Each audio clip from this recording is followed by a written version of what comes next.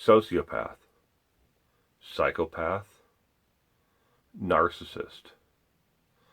Pick one of the three. One of those three definitely describes this individual to a T.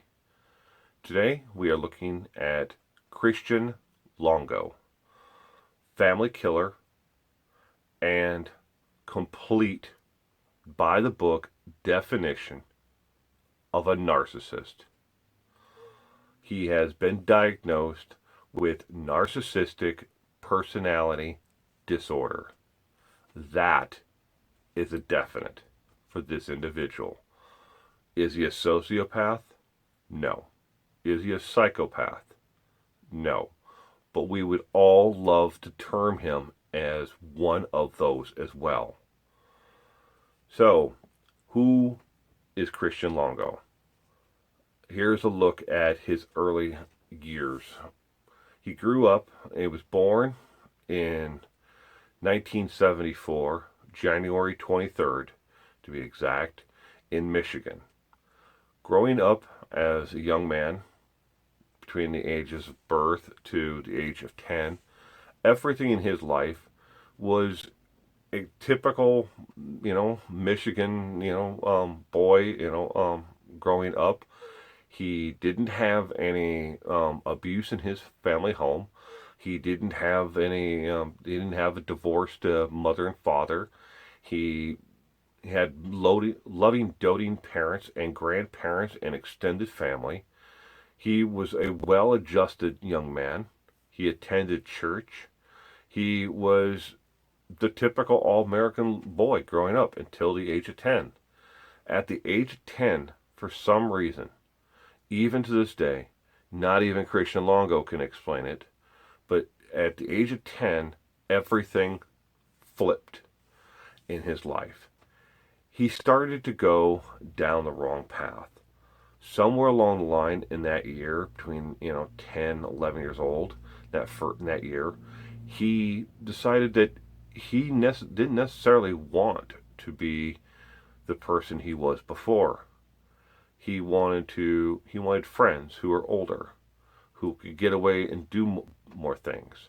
He decided that at the age of 10, he decided to dabble in recreational drugs and drink with these older kids as they got it from their older siblings. Not Christian himself, but his friends' older siblings. He decided then that it was easier to con somebody out of something or swindle them out of it than it was to work for it. And that is pretty much his entire life calling right there. He started at the age of 10, conning people, swindling people, cheating people out of what they had. He came up with games that were rigged in his favor, playing dice, anything where he had the advantage and he knew he had the advantage. He hustled everyone. He hustled his own parents, his grandparents. He stole from his parents. He stole from his grandparents. By the time he became a teenager, he was already on the road to the wrong path in life. He was already, the cops in the city, in the school, already knew that Christian was headed down the wrong path, and no one was able to seem to be able to reach out and, understand him or to stop him on the path he was on. Not that Christian Longo saw anything wrong with it. By the age of 16, he had already started stealing credit cards, debit cards, checks, and moving on into, larger crimes, selling fenced goods. Those are goods that are stolen, being a fence for items. He understood right then and there, why go to work down at the drive-in in town when I can make the same amount of money in one day helping my friend Jerry sell a set of stolen tires. Jerry will cut me in on that deal. I help him sell the tires. I make $200. My friend Bobby goes to work at the drive-through, and he makes $200 in 2 weeks. I can make it in one day. That is how the mentality that Christian Longo set on early on in his life, and it's stuck with him his entire life. By the time Christian Longo was in his late 20s, he was already into credit card fraud, opening up credit card accounts in people's names that didn't know they had credit cards in their names, opening up bank accounts in fraudulent names because he had fake IDs with those names on them, stealing mail, a federal crime, using checks, that he had stolen to transfer the names and stuff like that to a fake check so it would be on a business account. Basically, making his own checks. He was into all of that by the time he was in his late 20s. He had already fell in love and had married Mary Jane, and they soon were to start their own family.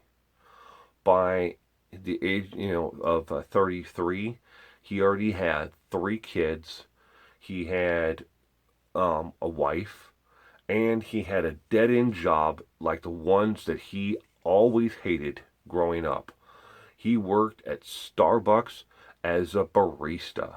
He couldn't stand it. Every day he went to work, he hated his job. He hated everything about it, and he told anybody that would listen to him how much he hated his job and his life. And anybody that was even remotely, interested in listening to him understood that there was something seriously wrong going on in his life. But nobody wanted to stop him again. So for the 3rd time in his life, once when he was younger at 10 and 12, once when he was in his 20s, and now in his 30s, nobody is listening to him. And close friends of his who weren't into crimes, who were friends of him and Mary Jane, his wife, started to distance themselves and say, look, we're just not going to be home when he calls. If he stops by, we're just not going to answer the door anymore. Because they knew that something seriously was going on up here with him. So, leading up to the tragic events of this day, Christian Longo decided that he had already started to put things in motion and had started to plan out parts of what he was going to eventually do.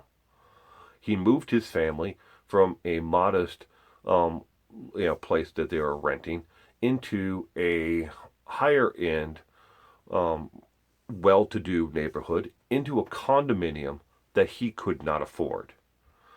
He couldn't afford the condo payment. He couldn't afford the homeowners association payment.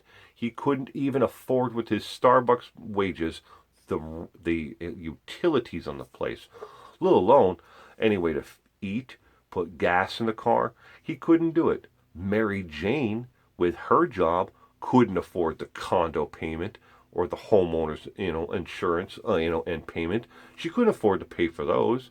She could afford to pay for the food to feed the family. She could afford, to take care of the cars.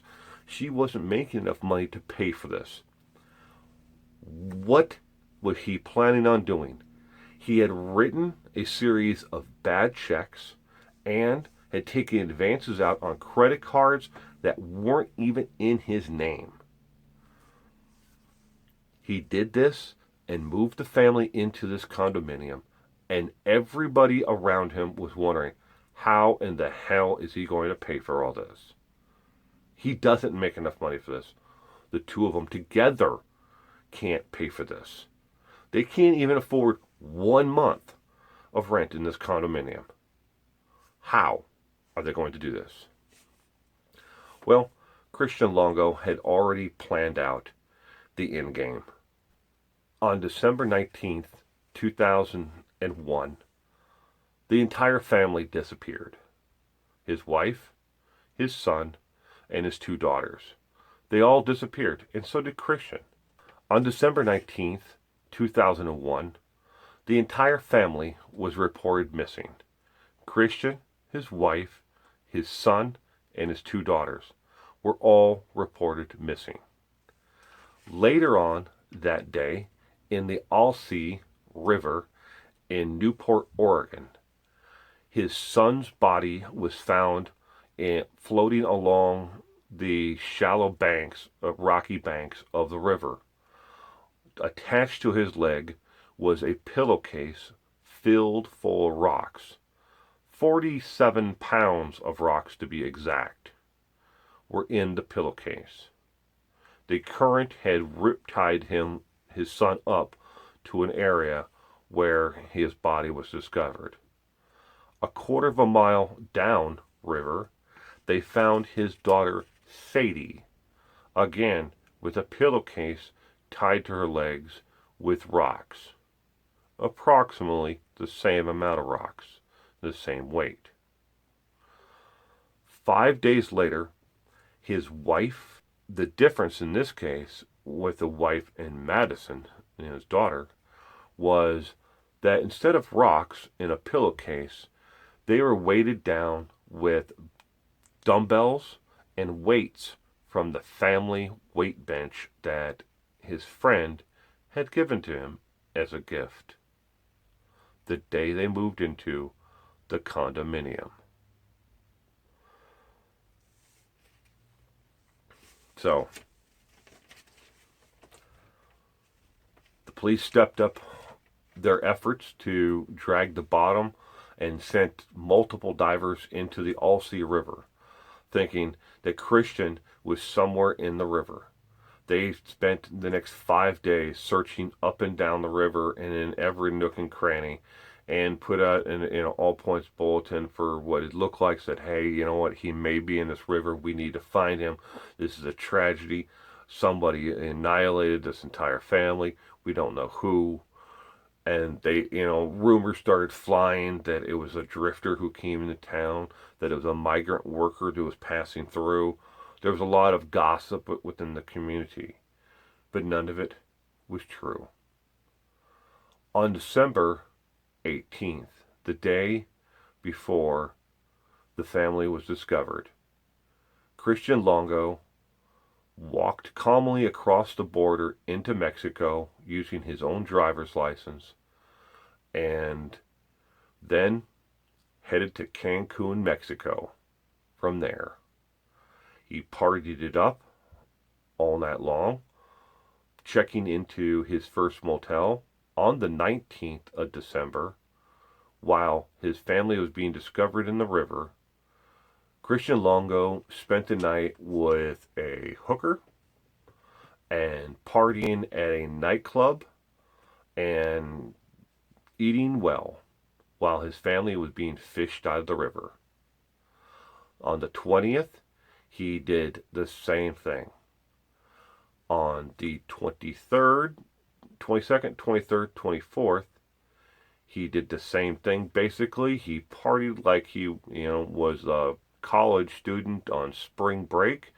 He had a grand old time. On the 24th, he purchased a ticket to fly out from where he was in Cancun to Argentina. In 2001, the only extraditable treaty the United States government had with Argentina was for murder, and they would not extradite if he was found guilty by ascension, meaning he was found guilty but he wasn't there in court to be found guilty to defend himself. They would not extradite him for that. So it basically meant that the authorities in Oregon were not going to be able to extradite him if he got to Argentina. But he was spotted in Mexico, partying it up because he didn't give a rat's ass. And they extradited him back to Oregon. Once he returned back to Oregon, he stood trial for the murder of his wife, his children, and the state of Oregon decided not to prosecute him on the other charges, but just go with that. The other charges being the grand larceny, the theft of a minivan, and a couple other crimes of fraud that they could have charged him with as well, but they figured he was going to probably end up getting, the death penalty, and they were right. He was eventually found guilty of first-degree murder on all counts. One for each person, one for each one of the kids, and one for his wife, Mary Ann. All right, and he was given the death sentence.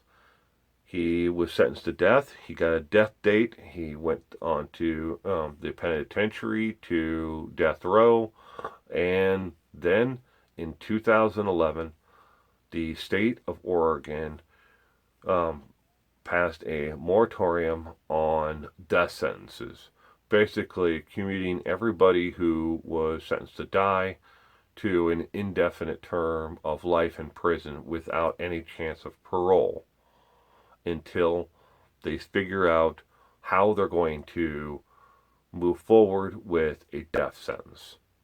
So, Christian Longo currently sits on death row in Oregon, where he's having, I guess, an awful time. Too bad for him, huh? Also, so since he's been on death row, he's held numerous interviews, made statements about his family, about what he had done. He's confessed to some things, but he still, to this day, does not take any responsibility for the murder, of his wife and his children. While he was going through the trial, he was diagnosed with narcissistic personality disorder. He won't even cop to that. In a letter that he wrote to the Portland newspaper, he said that he may have narcissistic tendencies, that he's very self-centered sometimes. End quote. He won't even take responsibility for being a narcissist. But several times throughout his life, people had the opportunity to do the right thing and step in and help this guy and stop him from being the devil that he later on became. Nobody knows to this day why he decided to kill his wife and all of his children and then go to Mexico and party with hookers and party like he was a college frat boy. Nobody knows. He's never confessed to it. He's never admitted to even doing it. But I mean, the evidence was overwhelming that he did it. But he never admitted to it. Still hasn't. Probably won't. Probably go all the way to the chair if they ever do electrocute his dumbass, and he'll never admit to it.